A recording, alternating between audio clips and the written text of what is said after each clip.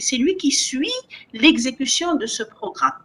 Quelle est l'étape d'exécution de ce programme, quel est son état, quelles sont les ressources demandées par ce programme, quelles sont les ressources libérées par ce programme.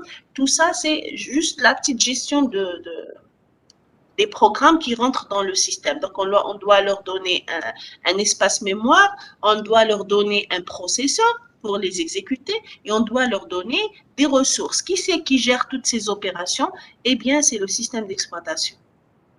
Donc, la gestion du matériel, ça englobe aussi la gestion des périphériques, tels que votre flash disk, votre disque dur, tout ça, c'est géré par le système d'exploitation. OK? Donc, la gestion des ressources fait à deux volets. Il y a un volet software et un volet hardware. Il y a la gestion des ressources software, il y a la gestion des ressources hardware.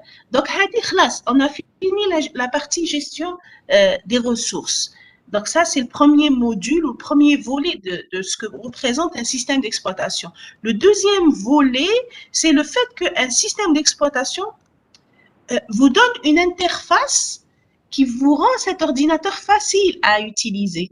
Donc, vous pouvez manipuler cet ordinateur très, très facilement. Avec un clic, vous pouvez accéder à ce que vous voulez. Donc, cette interface-là, elle est très importante parce que c'est elle qui va favoriser ou faciliter le travail de l'utilisateur avec cet ordinateur. Et donc, c'est ça. Un système d'exploitation, il vous donne deux choses, en fait. Il vous donne l'interface qui vous permet de communiquer avec l'ordinateur et il vous donne l'ensemble des programmes qui permettent la gestion des ressources de votre ordinateur. Donc, vous voyez, il y a un module en interne et quelque chose que vous voyez en externe. Donc, ce qu'on voit de notre ordinateur, ce que j'ai en face de moi, j'ai un écran, je n'ai que l'interface. Mais cette interface n'est pas forcément ce qui se passe réellement dans l'ordinateur. Ce qui se passe réellement dans l'ordinateur, c'est qu'il y a de l'allocation mémoire, il y a de l'allocation des ressources, il y a de la communication avec les périphériques et j'en passe. Est-ce que cette petite introduction vous semble claire? Est-ce que c'est clair ce que je viens d'expliquer? Madame, il y a beaucoup de personnes qui sont entrées en retard par rapport au lien parce que le premier lien ne fonctionnait pas. Donc du coup, est-ce que vous pouvez, je ne sais pas, répéter juste la deuxième partie, le deuxième chapitre? Alors, j'ai pas dit grand-chose. J'ai parlé des systèmes, de ce que c'est qu'un système d'exploitation. Alors, pour ceux qui viennent d'arriver, j'ai expliqué ce que c'est qu'un système d'exploitation. Vous avez dû le voir aussi avec Madame Moussaoui ce matin. Un système d'exploitation, c'est un logiciel, c'est un software. Un système d'exploitation, il faut le voir comme étant deux choses, deux volets. Je ne sais pas si je partage mon écran. Je vais partager. Attendez, je vais lancer l'application. Vous voyez, tout ce que je suis en train de faire, le fait de cliquer, de lancer des programmes, de partager mon écran, tout ça, derrière toutes ces opérations que je fais, le système d'exploitation, c'est lui qui gère toutes les opérations. C'est lui qui me permet de réaliser justement toutes ces opérations.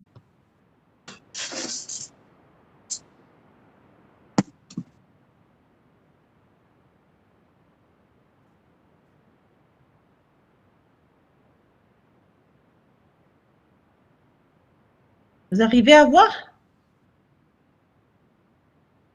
Non, madame, c'est bon. C'est bon. Ça Oui. va? Donc, système d'exploitation, c'est une sorte de tableau, mais OK. Il y a deux volets. Donc, je reprends sous forme schématique. Donc, ici, c'est la gestion. Je pense qu'il me permet d'écrire. Gestion des ressources. La gestion des ressources est là. Dans le deuxième volet, interface user. Donc, ici, on a la gestion des ressources. Alors, les ressources, on a deux types de ressources. Donc, ressources logicielles. Et là, on a la ressource, les ressources matérielles. Oui. S'il vous plaît, est-ce que vous pouvez enregistrer la séance? Oui. Merci. prêts?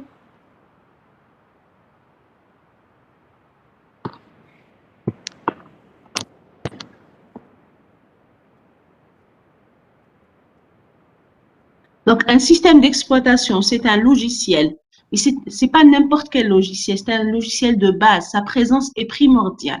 Si le système d'exploitation n'existait pas dans votre ordinateur, comme je l'avais dit tout à l'heure, votre ordinateur va ressembler à un poste radio, ou un téléviseur ou une machine à laver.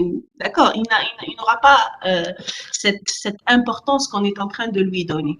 D'accord? Un système d'exploitation, c'est lui qui va gérer toutes les opérations, mais à la base, il le fait de manière transparente. D'ailleurs, on vous dit, un bon système d'exploitation est un système qui se fait le moins sentir. Vous n'allez jamais sentir son existence. Quand est-ce que vous allez sentir l'existence d'un système d'exploitation? C'est lorsque vous n'arrivez pas à gérer une ressource. Par exemple, votre mémoire est chargée. Vous essayez de lancer un programme et ça marche pas. Vous dites qu'il n'y a pas assez d'espace mémoire. Ah, le système d'exploitation, peut-être qu'il a mal géré la mémoire. Vous voyez, parce que des fois, en faisant la gestion de la mémoire, il y a des espaces qui sont perdus en cours de route. Peut-être que le système d'exploitation a mal géré. Vous voyez, donc vous êtes amené des fois à éteindre votre machine pour libérer toute la mémoire et relancer les différents programmes pour avoir de meilleures opérations par rapport à la mémoire qui vous permettent de lancer de nouveaux programmes. Des fois, on est amené à faire ce genre de choses. D'accord, un système d'exploitation est un système qui est transparent, il s'exécute en background, il s'exécute en arrière-plan et il vous donne l'impression que votre machine est magique, elle est capable de tout faire. Vous cliquez, vous avez un résultat. Clique, je peux ouvrir quelque chose.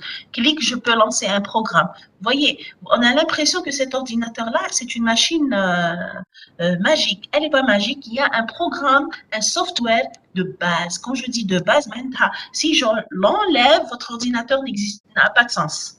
Ordinateur, c'est un équipement électronique, fait des circuits électroniques, il n'y a aucune logique derrière. Il n'y a aucune logique derrière, mis à part la manière d'ajuster les composants électroniques entre eux. Vous voyez, donc le système d'exploitation, tout ce que nous, on voit du système d'exploitation, tout ce qu'on voit d'un système d'exploitation, c'est juste son interface. On ne voit pas ce qu'il y a derrière, on ne voit pas comment il fait les choses. Comment il fait les choses derrière. Il est tellement transparent, il s'exécute en background que, voyez, on ne sent même pas sa présence. Mais ce système d'exploitation, qu'est-ce qu'il fait en background? Il est en train de gérer les ressources de votre ordinateur. C'est lui qui est en train d'orchestrer toutes les opérations que vous faites sur votre ordinateur. Rien n'est magique. Il y a des programmes qui s'exécutent et ces programmes-là appartiennent au système d'exploitation. OK? Maintenant, si on parle de ressources, il y a deux types de ressources. Il y a des ressources logicielles et des ressources matérielles. Les ressources logicielles, c'est les utilisateurs, c'est les utilitaires, c'est les programmes, c'est le software. Par exemple, je ne sais pas, vous lancez Word, par exemple. Vous lancez une application sur le net, comme ici, on a lancé cette plateforme. Tout ça, c'est des ressources logicielles. Qui c'est qui gère derrière? Donc, nous, on a une interface qui correspond à WebEx, mais WebEx, il est géré par qui sur ma machine? Qui gère WebEx dans ma machine? C'est le système d'exploitation. D'accord? Sans le système d'exploitation, WebEx ne va pas fonctionner. OK? Maintenant, les ressources logicielles, ça va? En deuxième partie, il y a les ressources matérielles. Les ressources matérielles, c'est la machine physique. C'est la mémoire centrale, les périphériques, le processeur. Qu'est-ce qu'il y a encore comme matériel dans l'ordinateur? Donc, tout ce qui est matériel, tout ce qui est palpable, touchable, par exemple, il y a un programme qui rentre dans le système. Le programme, il lui faut un minimum quoi? Qu'est-ce qu'il lui faut au moins, un programme? Il lui faut, pour qu'un programme puisse s'exécuter, qu'est-ce qu'il lui faut? Minimum. Des instructions. Un espace mémoire. Et il lui faut, il lui faut de l'espace mémoire. Il lui faut de l'espace mémoire. La moindre des choses. Si on devait faire un cours en présentiel, si on allait faire un cours en présentiel, donc on à 9h. Mais où c'est qu'on va se rencontrer? Où c'est qu'aura lieu ce Dans cours-là? une salle. Il nous faut un espace physique dans lequel on va se localiser. Et c'est à travers cet espace que l'on peut. Mais qui c'est qui nous assure cet espace physique? C'est l'administration. L'administration c'est elle qui fait la gestion des ressources qui sont les salles de l'USDHB. Elle va dire que le cours tel va se faire à telle heure avec la section telle. Le cours tel, il va se faire à telle heure dans la salle telle, et ainsi de suite. La gestion qui est faite par l'administration, en fait, l'administration, ça représente le système d'exploitation. Est-ce que l'université peut fonctionner sans administration?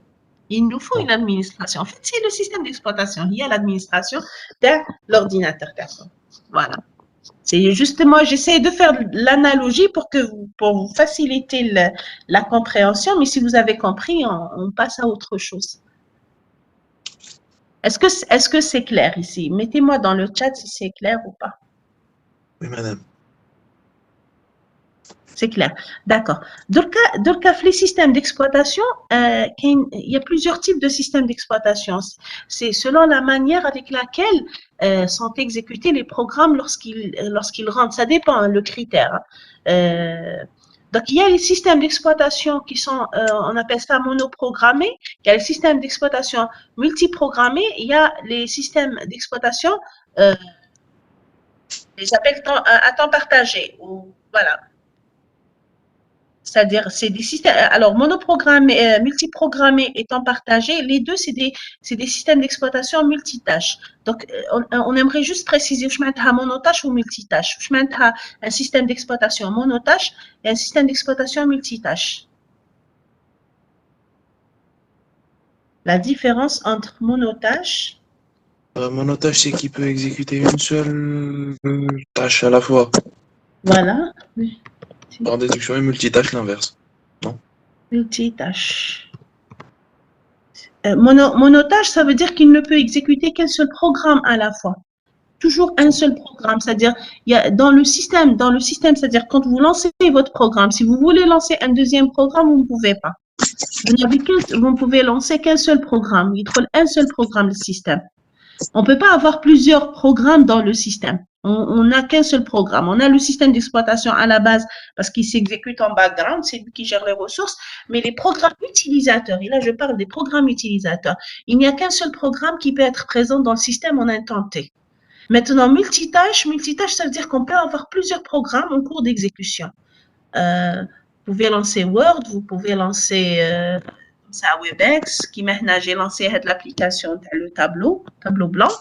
Je peux lancer plusieurs tâches, plusieurs programmes en cours d'exécution.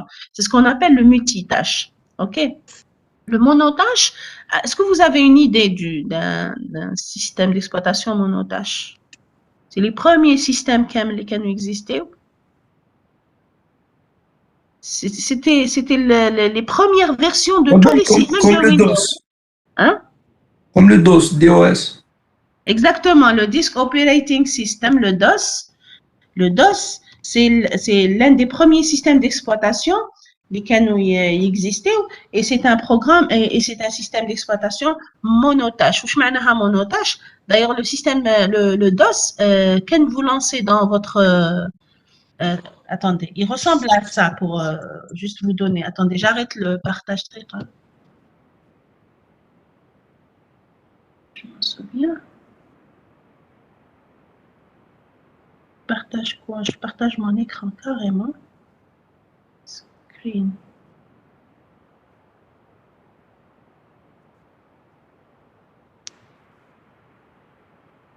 Est-ce que vous voyez mon écran? Non, pas encore.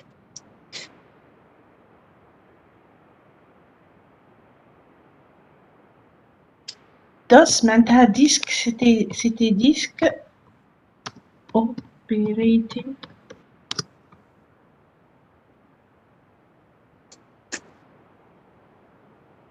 Operating ING, hein?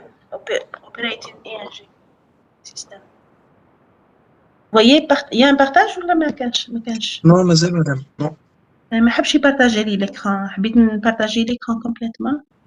معليش. Je reprends.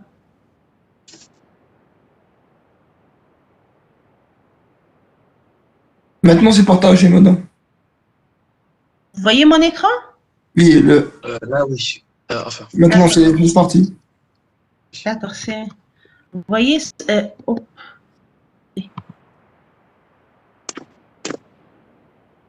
Pourquoi je vous montre le CMD? Est-ce que vous voyez le CMD, là, Naya? J'ai lancé CMD avec Windows. Non, pas du tout, madame. On voit rien. Il partage. n'y a pas de partage. Ah, il n'y a pas de partage. Peut-être.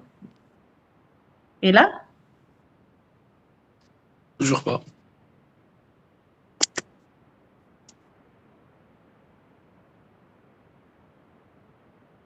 Il veut pas? Non, madame. Oui, oui, oui.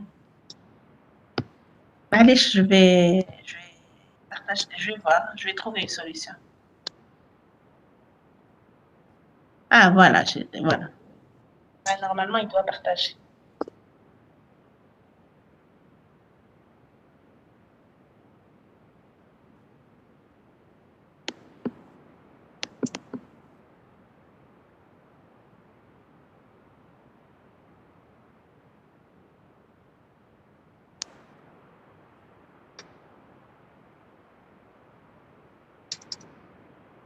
Il n'y a pas de partage, madame. Hein, toujours pas. Ouais, je sais, je sais. Ah, d'accord. J'essaie ici et ça n'arrive pas. Vous avez quelque chose? Non, pas encore. Madame, on attend le partage. Oui, vous voyez fenêtre noire? Petite Ah oui, fenêtre. là, c'est bon. Mais ça n'affiche pas le CMD, madame. Ah, si, Il n'affiche pas. si, Il maintenant. affiche le CMD? Ah, Si, le oui. CMD. Pourquoi je lance le CMD? Parce que le CMD, c'est un peu le petit-fils du MS-DOS. D'accord? C'est l'héritage du MS-DOS parce que il existait pendant MS-DOS, mais il existait en tant qu'application. Maintenant, quand on allumait notre ordinateur, j'ai travaillé avec MS-DOS dans le temps, donc je le connais. On avait une fenêtre qui ressemble à ça, à ce CMD-là. Ensuite, par exemple, si j'ai envie de lancer un Word, je fais ça, je fais Word comme ça. Je fais Word et j'écris le nom de mon fichier, .doc, comme ça. Vous voyez, pour lancer une application, j'ai besoin de lancer en ligne de commande. C'était des commandes. OK? Par exemple, j'ai envie de voir ce qu'il y a dans mon répertoire, je lance une commande comme ceci. Ça ressemble un peu à ce qu'on va faire dans Linux. Mais Linux, c'est très différent de MS-DOS. L'avantage de travailler avec un système d'exploitation comme ça basique, c'est que vous êtes capable de voir comment il fonctionne. Vous êtes capable c'est-à-dire d'apprécier et de comprendre s'il y a un problème ou quoi que ce soit, vous savez d'où vient le problème parce que vous aurez compris son fonctionnement. OK. Donc, le MS-DOS, le DOS, il ressemblait à quelque chose comme ça. C'était un écran noir.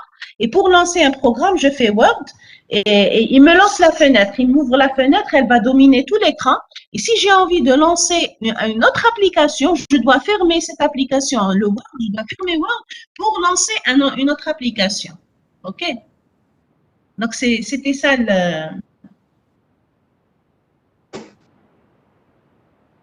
C'était ça le problème avec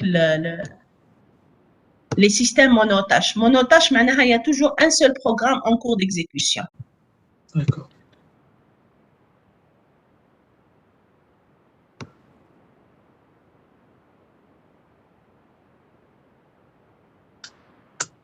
OK. Vous voyez le partage maintenant? Oui. Donc ici, normalement, on a expliqué ce que c'est qu'un système d'exploitation.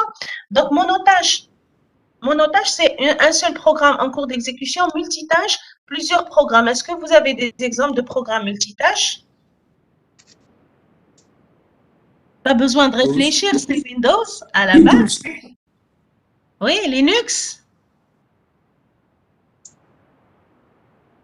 Et les systèmes de Mac. Hein, le input-output système, le iOS. T'as les Mac, les Macintosh. Tout ça, c'est les systèmes, tout ça, c'est les systèmes multitâches. Pourquoi on les appelle multitâches? c'est qu'ils sont capables de supporter plusieurs programmes. Maintenant, supporter plusieurs programmes et exécuter plusieurs programmes, est-ce que réellement c'est vrai? Est-ce qu'on est capable d'exécuter en même temps plusieurs programmes? Non, madame. C'est la question. Non, c'est pas ça. On ne peut pas exécuter en même temps plusieurs programmes si on a un seul processeur. On sait qu'un processeur, pour exécuter un programme, il rentre dans ce qu'on appelle un cycle d'exécution. En première année, le cycle d'exécution. Vous avez fait en première année le cycle d'exécution? Cycle.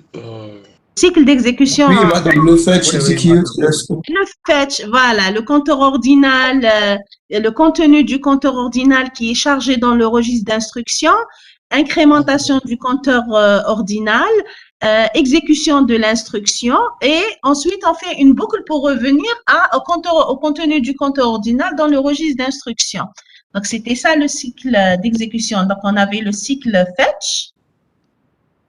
Donc c'était le cycle fetch. Le cycle fetch, c'est quoi? On cherchait l'instruction, la prochaine instruction à exécuter. La prochaine instruction à exécuter, elle est où? Elle est dans le compteur ordinal. On va la charger dans le registre d'instruction, RI, le registre d'instruction. Ensuite, le compteur ordinal est incrémenté. Le cycle fetch. On va passer à un autre cycle qui est un cycle d'exécution. Un cycle d'exécution. Donc, c'est le cycle d'exécution. On arrive au cycle d'exécution, l'instruction est exécutée. Ensuite, il y a une étape ici qui est appelée point observable. Le processeur, à la fin de chaque instruction, il va regarder quel est son état. Il va déterminer, selon son état, quelle est l'opération suivante. Si c'est normal, si tout est normal, tout va bien, donc normal. Je mets normal, on va vous expliquer à des normal. Si tout est normal, donc on va revenir à fetch et le système et le processeur, ça c'est le cycle d'exécution du processeur. Donc le processeur, il va vivre toute son existence à ne faire que ça. Fetch, exé, retour, fetch, exé, retour, et ainsi de suite. S'il y a ici, c'est le cas d'anomalie ou cas de demande externe, soit des anomalies, soit ce qu'on appelle les IT, les interruptions. Vous allez les étudier plus tard. Le processeur est obligé d'arrêter l'exécution de ce cycle-là pour passer à autre chose. Mais sinon, vous allez constater que dans les situations normales, le processeur n'est capable d'exécuter une seule instruction à la fois. C'est toujours une seule instruction. Et l'instruction, elle est soit dans le premier programme, soit dans le deuxième programme, soit dans le troisième programme. Donc, on ne peut pas exécuter plusieurs programmes en même temps. C'est pas possible. C'est-à-dire d'un point de vue matériel et vu notre compréhension du cycle d'exécution le processeur, on voit clairement qu'on ne peut pas exécuter plusieurs programmes en même temps.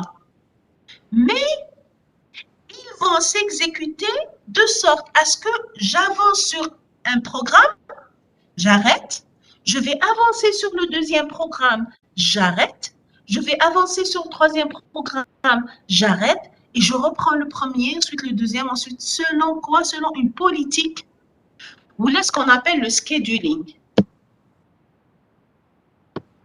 Ce qu'on appelle le scheduling, c'est ce que vous allez apprendre le cours système. Le scheduling, c'est quoi le scheduling? C'est le fait de passer d'un programme à un autre programme. C'est le fait de dire à ces programmes-là, maintenant c'est toi qui vas t'exécuter. Le scheduling, c'est lui qui va dire non, tu arrêtes maintenant, c'est plus toi, c'est quelqu'un d'autre parce qu'il est temps de l'exécuter. Maintenant, pour que le scheduling puisse fonctionner correctement, il faudra qu'il y ait ce qu'on appelle une politique de scheduling. Il nous faut une politique de scheduling. Et de la politique de scheduling, en fait, il y en a plusieurs.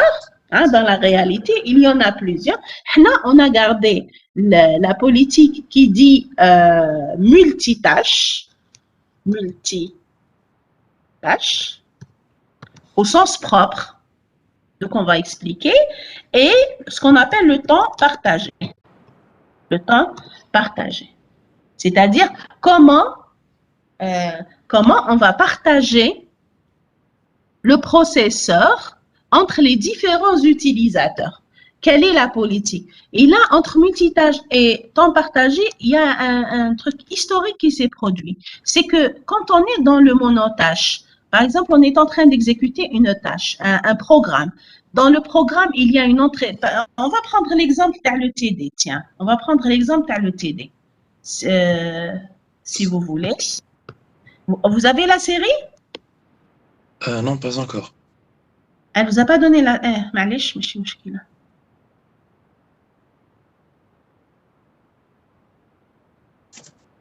On va prendre le khalak da منها on avance dans le TD, منها on explique les choses.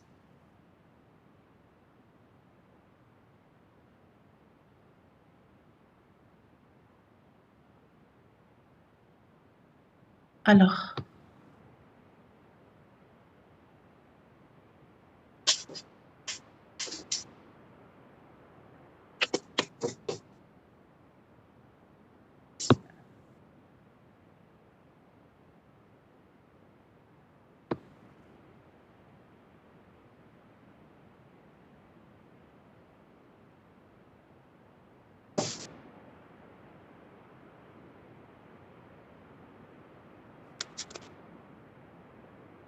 voilà.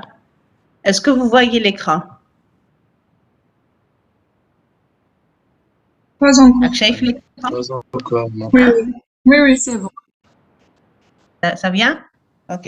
Donc, Anna, vous avez plusieurs séries de questions. عندك la série question 1 وعندك à la fin, pardon, عندك à la fin une deuxième série de questions. Donc, voilà, c'est la deuxième série de questions. Madame Moussaoui me demande de ne pas traiter les questions avec vous, de vous laisser, parce qu'elle va vous donner le cours. Et donc, vous allez lire le cours. Et si vous avez, si vous réussissez c'est-à-dire après avoir lu le cours, si vous réussissez à répondre à ces questions, c'est que vous avez compris. Vous avez des difficultés, vous partagez ces difficultés avec nous. Vous nous posez des questions à moi et à Madame Moussaoui, si vous voulez. Il n'y a pas de souci. Et voilà, on va essayer de répondre à vos questions. D'accord? D'accord. Donc, c'était ça la façon de faire. Donc, par exemple, ici, on a deux programmes. On a le programme A et le programme B. Le programme A va faire un calcul pendant 2 unités de temps. Ensuite, il va faire une entrée-sortie pendant 3 unités de temps. Allez. Ensuite, il va faire une entrée pendant 3 unités de temps. Le processeur qui est géré en monotâche, qu'est-ce qu'il va faire? Il va exécuter le programme A. Il va complètement ignorer l'existence du programme B. Mais il va exécuter 2 unités de A, 2 unités de temps avec A. Ensuite, il va lancer une opération d'entrée-sortie pendant 3 unités. Une fois que l'opération d'entrée-sortie est terminée, il va se lancer à exécuter un calcul pendant 3 unités de temps.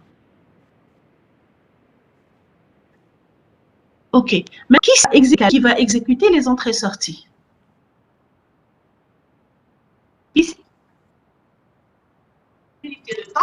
Et qui c'est qui va exécuter l'opération d'entrée-sortie?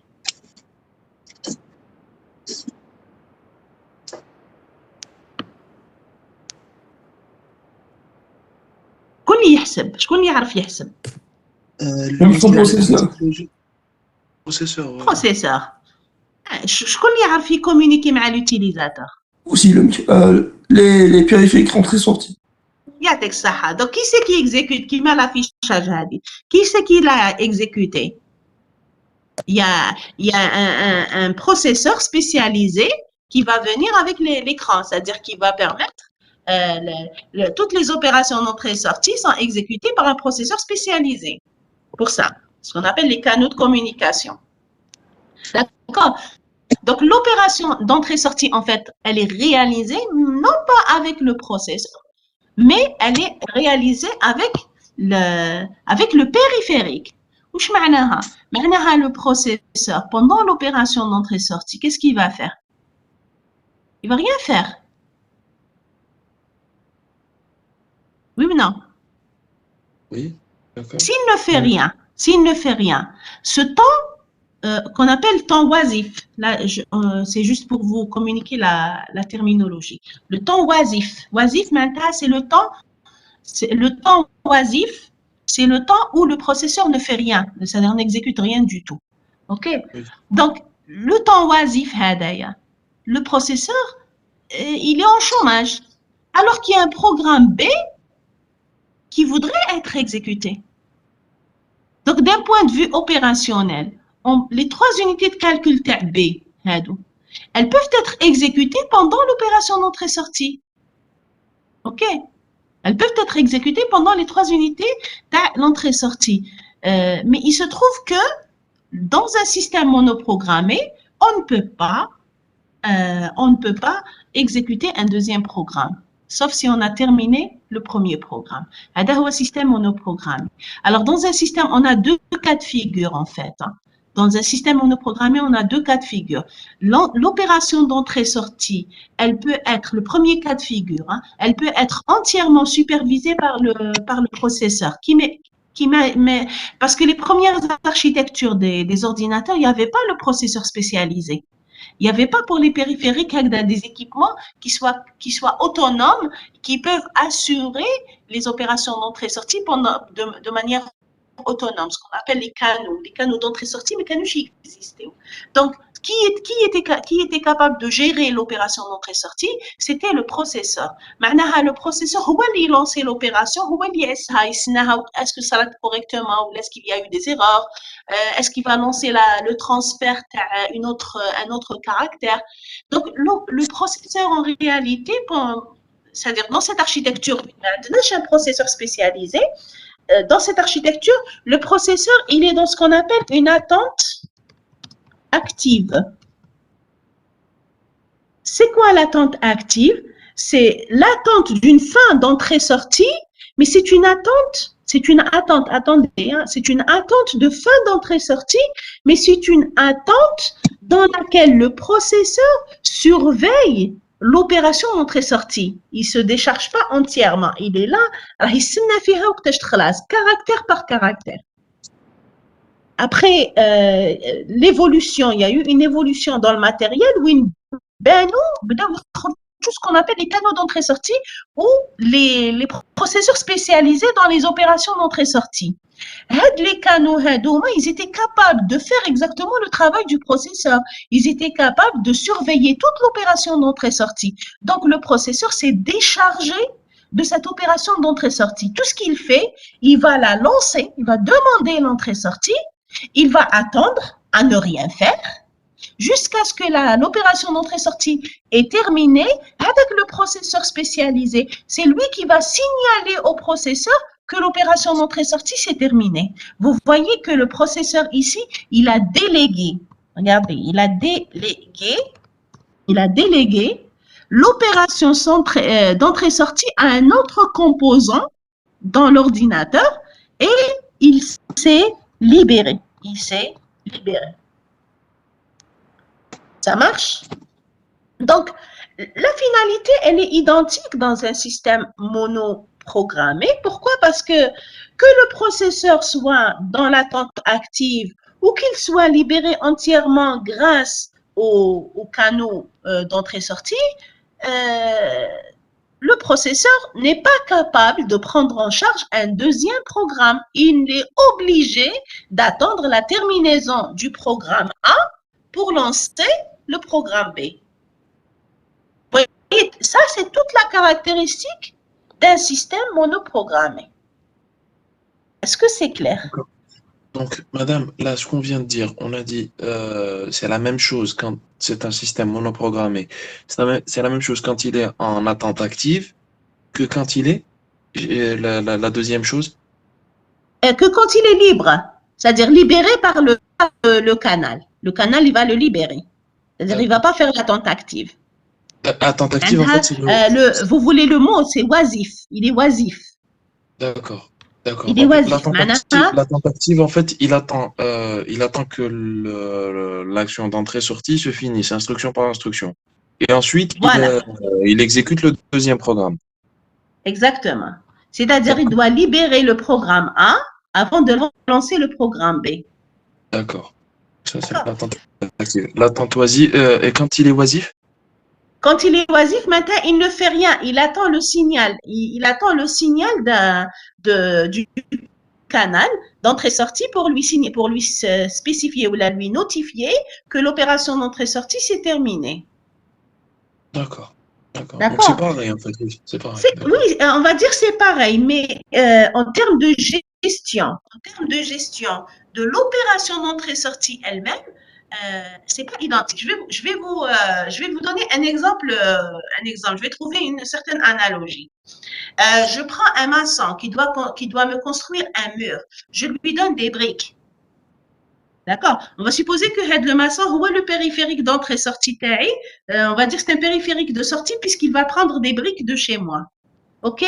Donc, il y a deux façons de faire. Soit, je vais prendre en charge la gestion de ce maçon qui est mon périphérique, c'est la gestion du maçon. Vous n'avez les briques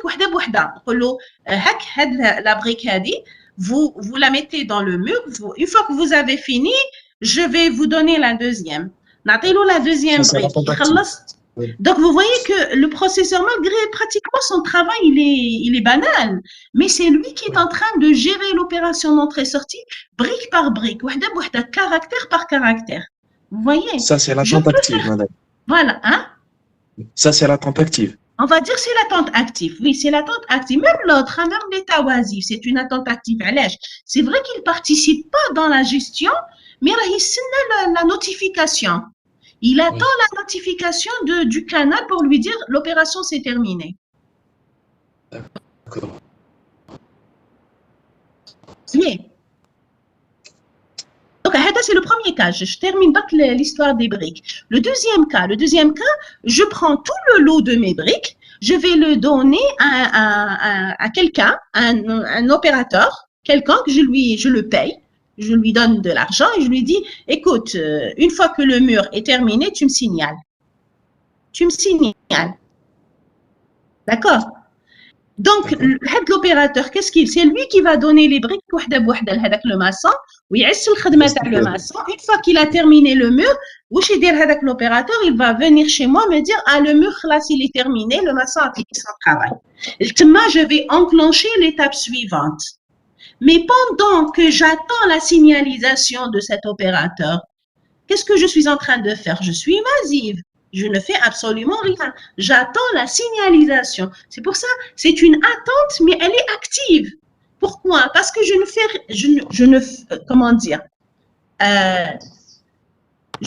rien qui me fait avancer dans mon travail. C'est une attente un peu inquiète. J'attends que la signalisation arrive de l'extérieur. Vous voyez? Donc, les deux cas, soit c'est le processeur qui gère toute l'opération d'entrée-sortie entièrement, soit le processeur, il va déléguer l'opération d'entrée-sortie au canal d'entrée-sortie et il va se retirer dans un état oisif où il attend la signalisation de ce canal pour lui dire on a terminé l'opération d'entrée-sortie. Même le canal d'entrée-sortie, est-ce qu'il a un nom? Je veux dire concrètement, est-ce que le canal d'entrée-sortie? Oui. Est-ce qu'il a, on dit canal d'entrée-sortie ou alors est-ce qu'il a un nom précis? Le processeur, le périphérique. Mais le périphérique, il est doté d'un processeur spécialisé. C'est un processeur spécialisé. C'est un équipement, c'est un composant électronique qui est capable de gérer les opérations d'entrée-sortie. Donc, c'est ça le canal d'entrée-sortie, c'est un processeur spécialisé. C'est le canal d'entrée-sortie, c'est ça. D'accord. C'est un équipement qui est capable de gérer les opérations. Donc, il ramène les blocs de données, il les fait sortir vers l'extérieur. Ou là, il reçoit les blocs de données et il les met dans la mémoire. C'est ça son rôle. D'accord. Madame. Je suis là. Vous m'écoutez? Oui, je vous entends. Oui. En fait, concernant ce qu'on vient d'expliquer là, pour le canal et le processeur, les deux cas, est-ce qu'on est en train de parler du système d'exploitation qui gère les monoprogrammes? Attendez, là, on est en train de parler de l'aspect architecture. de Oui. l'aspect architecture, parce que cette même architecture, par exemple, le cas, lorsqu'on n'avait pas les canaux d'entrée-sortie, lorsqu'il n'y avait pas les canaux d'entrée-sortie, on ne pouvait pas faire du multiprogrammé. C'était difficile, on ne pouvait pas faire du multiprogrammé. Mais qui a les canaux d'entrée-sortie, là, c'était possible de faire du multiprogrammé. Parce que le processeur, il a été libéré. Au lieu qu'il rentre dans cette attente active, il signe à la fin de l'opération, on va l'occuper à faire autre chose. Donc, c'est l'arrivée des canaux d'entrée-sortie qui a favorisé l'existence de la multiprogrammation. D'accord. D'accord, merci. Donc, un système multiprogrammé, ça ne veut pas dire qu'on est en train d'exécuter en parallèle plusieurs programmes. Plusieurs programmes peuvent s'exécuter en parallèle lorsqu'il y a plusieurs processeurs. On a un processeur, on l'a vu tout à l'heure dans le cycle d'exécution, il n'est capable d'exécuter qu'une seule tâche à la fois. Mais il y a une autre instruction. Il y a une seule instruction à la fois. Et donc, cette instruction, elle appartient à un seul programme. Elle ne peut pas être sur les deux programmes. C'est un seul programme à la fois. Vous voyez? Donc, que je sois dans multitâche ou la monotâche, le fait que je sois dans un système monoprocesseur, je ne suis pas en train de faire du parallélisme. Mais quand je mène plusieurs programmes en parallèle. Seulement, pourquoi on parle du multitâche? Le multitâche, ça veut dire que l'ensemble des programmes sont en cours d'exécution et chacun de ces programmes-là se trouve à une étape de son exécution avancée par rapport au monoprogrammé. Monoprogrammé, maintenant le A, il est avancé, mais le B, il n'a même pas démarré, il n'a même pas commencé. Mais quand on est dans un système multiprogrammé, le A et le B, tous les deux, ils ont démarré. Le A, il va se trouver, par exemple, à la 10e instruction, le B va se trouver à la 3e, 4e ou 20e instruction. OK? Tous les deux, ils sont en train de s'exécuter et l'utilisateur du programme A a l'impression que la machine, elle est entièrement dédiée à lui parce que le A, il est en train d'avancer. L'utilisateur du programme B, il aura l'impression que la machine, lui, est entièrement dédiée parce que son programme est en cours d'exécution, il est en train de s'exécuter. Mais en réalité, c'est un à la fois. Physiquement, dans le background, c'est toujours un seul programme à la fois. Donc, le multitâche, c'est en fait avoir deux microprocesseurs. Non, quand un programme il est en attente active, ou voilà, donc l'autre programme commence à s'exécuter. Exactement, c'est exactement ça l'objectif du multiprogrammé. C'est qu'on exploite le processeur, les temps libres du processeur, on va les exploiter. Au lieu que le processeur reste à ne rien faire, on va l'exploiter à exécuter un programme en attente. Pourquoi on va le laisser à ne rien faire? Le processeur, il a été conçu pour travailler, pour exécuter des programmes. Oui. D'accord. D'accord. Donc, si on Madame, comment ça se fait qu'il y a... Oui. Allô, madame? Non, vous comment ça se fait qu'il y a des processeurs... Oui, madame, oui. Vous avez une question, monsieur? Comment ça se fait qu'il y a des processeurs multicorps et il n'y a pas de parallélisme? Pardon? Comment ça se fait qu'il y a des processeurs? J'ai compris votre question. Ils sont pas, c'est-à-dire ils vont pas exécuter les programmes en parallèle. Ils vont, je pense, là c'est en termes de capacité. C'est les capacités du processeur qui ont été augmentées. Elle a été multipliée par 2, elle a été multipliée par 3 ou là elle a été multipliée par n. C'est pas vraiment des processeurs, c'est pas un système multiprocesseur. D'accord. D'accord, madame. D'accord. Madame, Voilà. pour le programme A, quand on est en train d'entrer quelque chose, et en même temps le programme B va faire le calcul, c'est ça? Voilà, c'est dans le multiprogrammé. Dans le multiprogrammé, lorsque le programme A est en train de réaliser une opération d'entrée-sortie, le programme B, il va commencer son exécution. il va commencer son exécution. C'est-à-dire le Madame, si processeur, le avec l'état oisif par le processeur, il n'existe plus. Si le calcul de programme B est plus que 3 unités, par exemple 5, 6, comment il va faire? Oui. Il va continuer avec B. Il va continuer avec B. Dès que je fais le système multiprogrammé. D'accord. Dans le système multiprogrammé, comment on dit, il y a deux façons de faire. Soit un programme en cours d'exécution peut être interrompu en dehors des opérations d'entrée-sortie. Hein. Il peut être interrompu.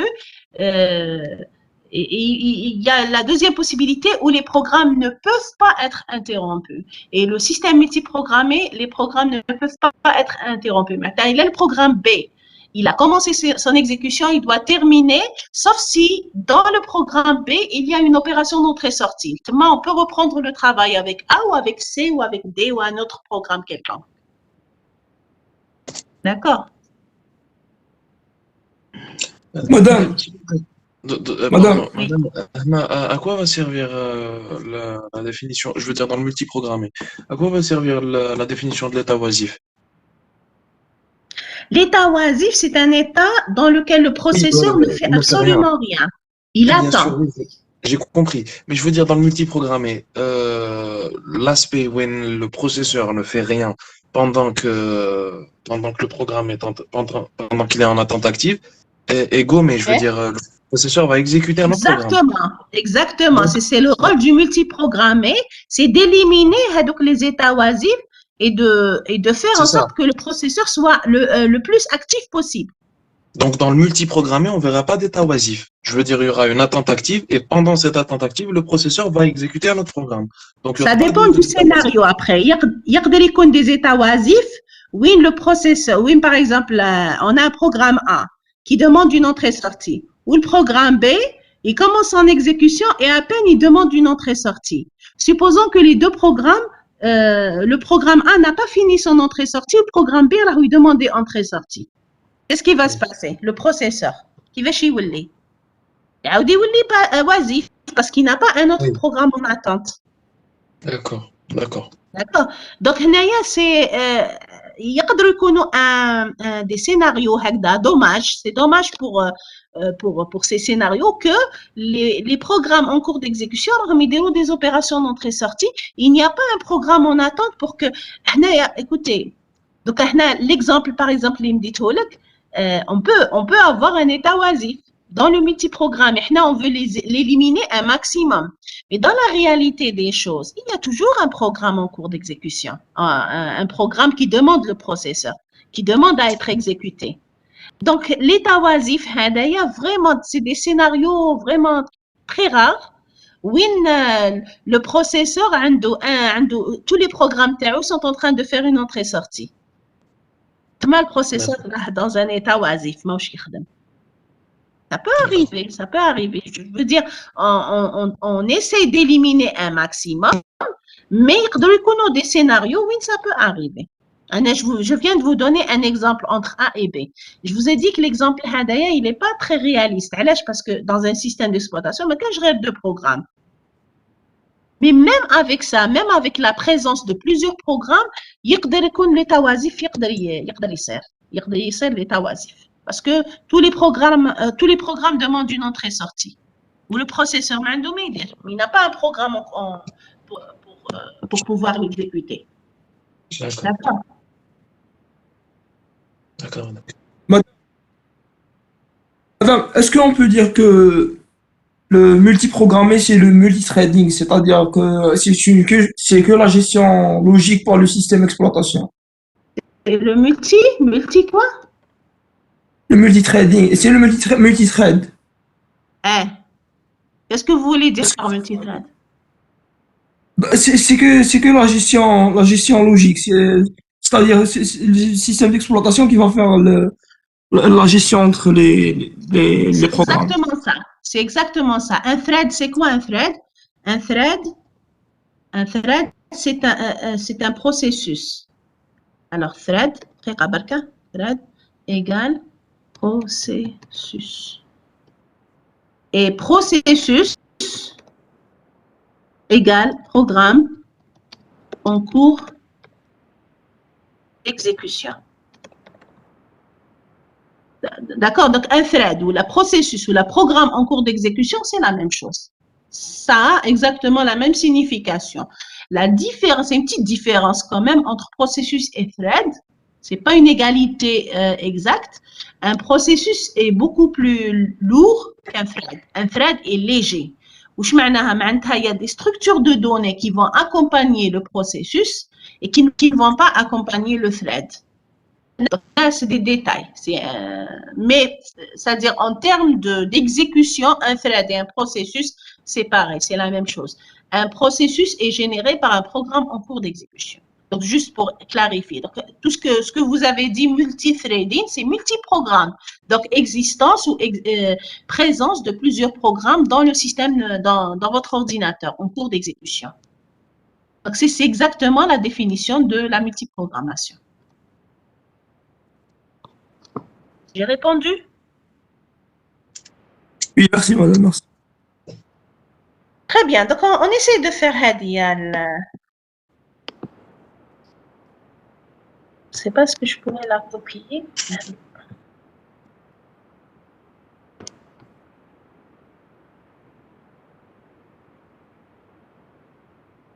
Mais allez, rappelez-vous, est-ce que vous pouvez me noter quelque part je vais les écrire, hein, je vais noter dans le chat, mais je me sèche. C'est deux unités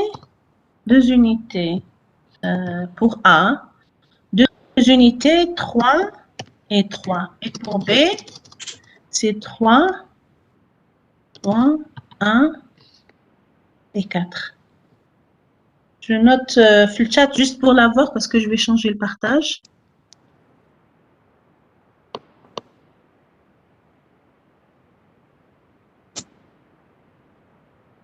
Partage. Oui. Okay. Madame. Donc, si on est... Oui? J'ai une question. Et quelle est la différence entre multiprogrammé et temps partagé? Parce que dans la question, on a séparé multiprogrammé et temps partagé. Le temps partagé, à la base, c'est un multiprogrammé. Dans le sens où plusieurs programmes vont coexister dans le système et vont être en cours d'exécution. C'est-à-dire que chaque programme va se trouver dans un état d'avancement précis par rapport au début du programme. Chaque programme, il aura exécuté un certain nombre d'instructions dans le corps du programme lui-même.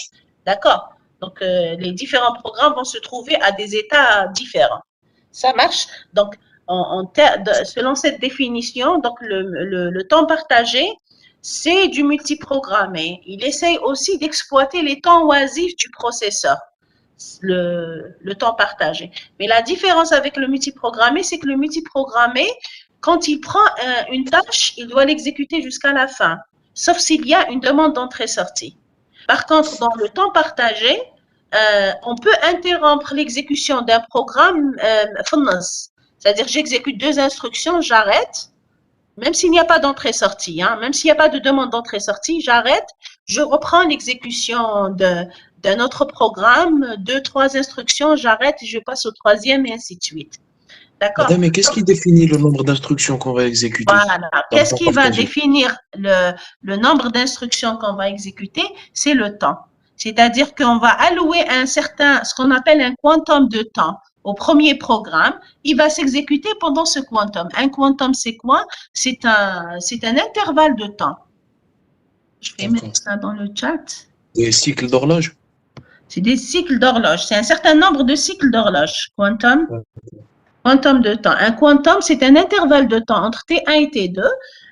C'est comme, je vous donne un exemple concret. Par exemple, on est dans une salle de TP et j'ai 4 étudiants avec moi et je leur dis, je vais allouer à chacun de vous 10 minutes pour poser vos questions. Terminez ces 10 minutes, même si vous avez des questions à poser, vous allez les garder pour le prochain round. On appelle ça des rounds, des tours. On fait un tour. D'accord? Donc, je prends le premier étudiant, je reste avec lui pendant 10 minutes. 10 minutes, je regarde sa machine, je réponds à ses questions, ça va, et je termine 10 minutes. Place aux 10 minutes, donc il y a une horloge qui va me dire je vais utiliser peut-être mon portable. Dès qu'il sonne, après 10 minutes, je vais passer à l'étudiant suivant. Atteignez les questions. Montrez-moi ce que vous avez fait sur votre écran pendant 10 minutes. Mon horloge va sonner, hop, j'arrête avec cet étudiant, je passe au troisième, ensuite au quatrième. Je finis avec le quatrième, je reviens au premier. Et je vais continuer à faire ça pendant toute la séance. Qu'est-ce que j'aurais fait? J'aurais fait du temps partagé. C'est ce qu'on appelle le temps partagé. C'est ce que fait le processeur. Le processeur, il va allouer des laps de temps à chacun des programmes qui sont en cours d'exécution.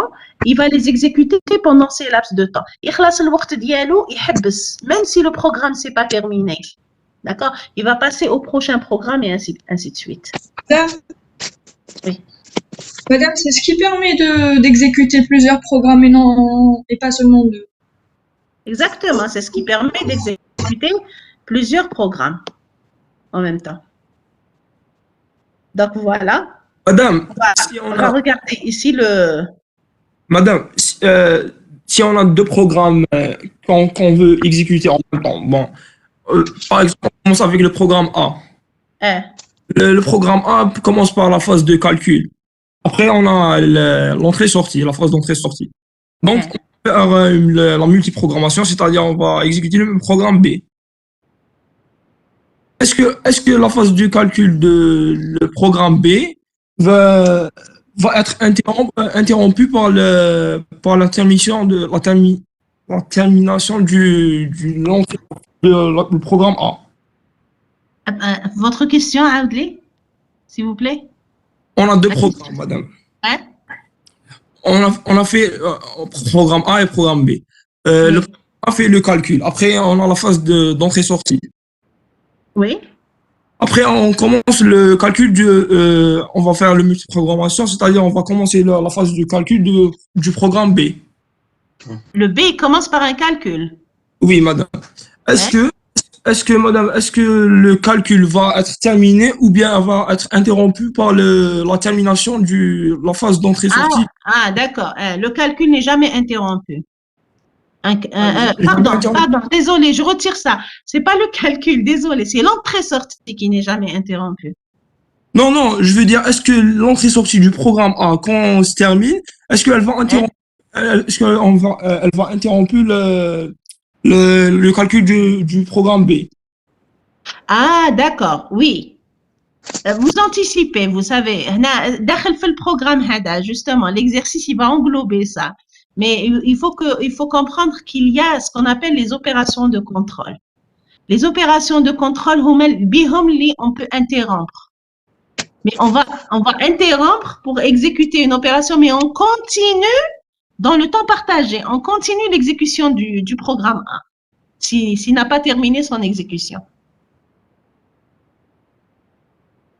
Voyez, c'est comme par exemple, moi, je suis en train de faire mon TD et je reçois un appel téléphonique. Je fais quoi? Je coupe l'appel et je reviens vers vous. Couper l'appel, ça m'a pris un laps de temps, mais ça n'a pas interrompu mon TD. Ça l'a interrompu pendant un laps de temps. C'est tout. Oui. Attendez, j'aimerais savoir juste, est-ce que j'ai répondu, monsieur les Pozali? Oui, madame, merci. D'accord. Il sera interrompu pendant un laps de temps, mais le processeur, il va continuer avec A, dans le multiprogrammé, il va continuer avec A. Il doit terminer entièrement A pour passer à B. D'accord. Donc A sera prioritaire par rapport... On ne parle pas de priorité.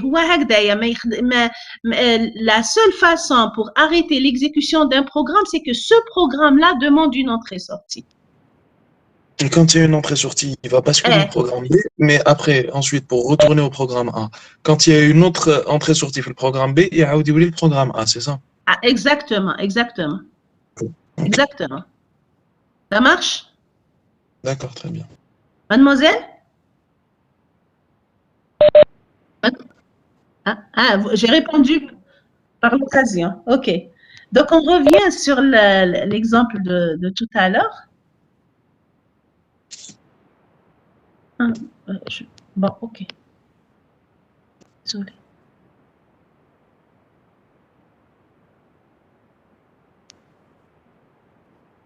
شوفوا لي الوقت s'il vous plaît.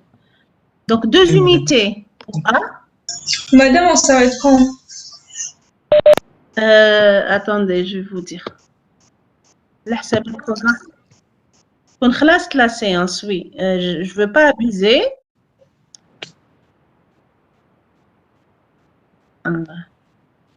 Je l'ai pas chargé. Moi, il est normalement à 25, on devait terminer, midi 25. Oui, Oui, il est- on a fait séance de loin, de 30 loin. Je ne sais pas si vous allez me permettre. Je continue juste pour clôturer la discussion. Sinon, on arrête et c'est quand vous voulez. Vite. Madame, ça va prendre combien de minutes? Je veux dire, ça va prendre combien de temps? 2 minutes, pas plus, 2 minutes. Donc, il y a le processeur. Vous voyez le partage? Oui.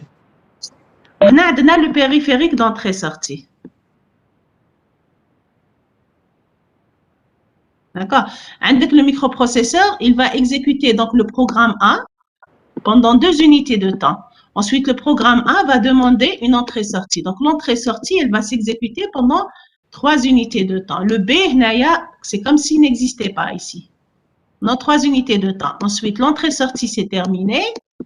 Le processeur va reprendre son travail avec le A pendant 3 unités de temps. D'accord? 3 unités de temps.